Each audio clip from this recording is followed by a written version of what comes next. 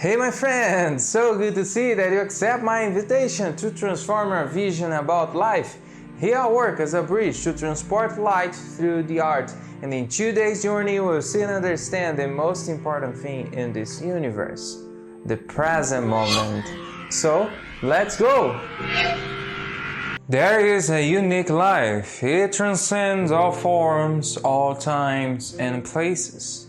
Many of us call it God, but it's also called being. Being is your true identity, but at the same time it's much bigger than that. It's the unity of each living being, but you can never understand it mentally, just feel it. And this leads us to the fundamental point of understanding. You are not your mind. The mind is just a tool, a complex tool, but it's a tool. And you think you are the tool, or I would say that the mind passes you and you live an illusion. But the truth is that you aren't the only one living an illusion. It's all of us. Since the beginning of this existence, each of us built layers and layers of judgments, concepts, labels, definitions, and words through all the years of our lives. And the thing is that we built it at an unsustainable place.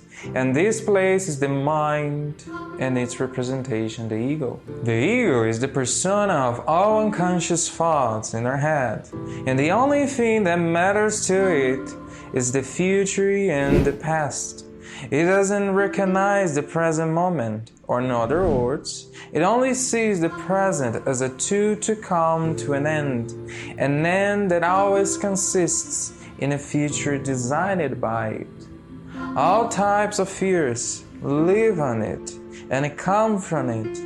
All kinds of fears boil down to one, the fear that the ego has of death and destruction. For the ego, death is right there, and when we are identified with it, affects all aspects of our lives. Since the little detail or fear of being wrong, even in the most trivial things, because this sometimes can mean the death for the ego. When we are aligned with a mental attitude and we discover that we are wrong, or sense of self in the mind will be at serious risk of death.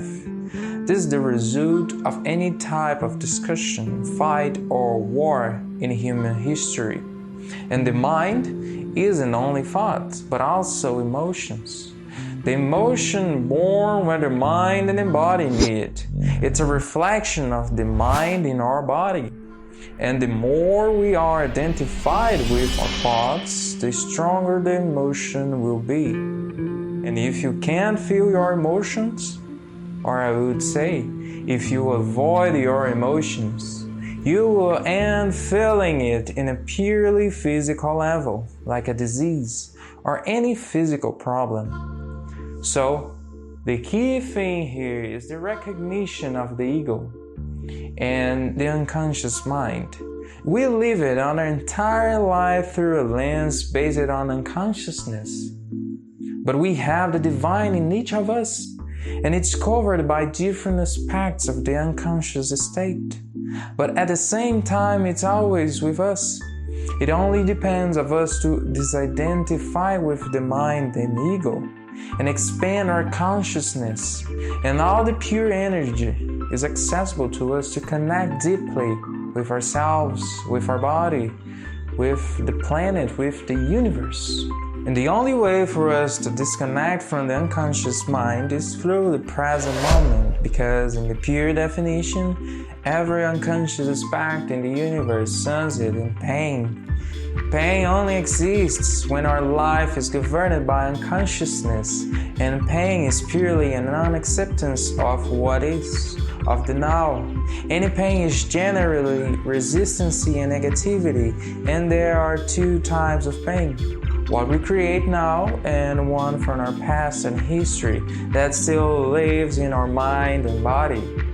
Pain can only feed on pain, and it only survives if we identify with it. But we have the most important power, which is our presence, the consciousness. And St. Paul, one of the most important figures of the apostolic age, expressed this perfectly, open quote.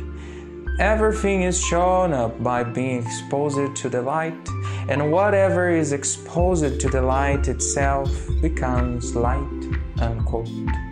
We cannot fight darkness, we can only bring presence to it. Consciousness is the pure form of light.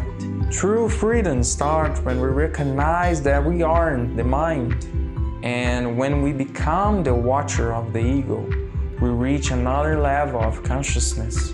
So, start hearing a voice in your head as much as you can and bring attention, especially with repetitive patterns of thoughts.